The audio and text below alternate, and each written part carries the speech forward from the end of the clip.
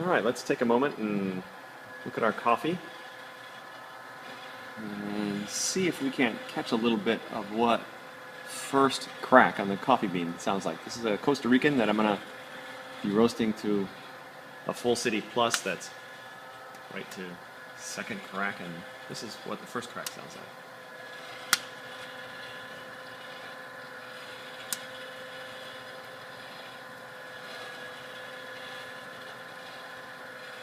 The thing that separates first crack from second crack is the first crack sort of sounds like popcorn. It's an individual snap, snap, pop, pop sound. It's like you're hearing.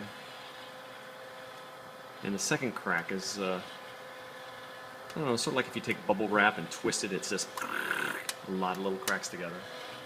There's a couple of good ones. Going along, going along.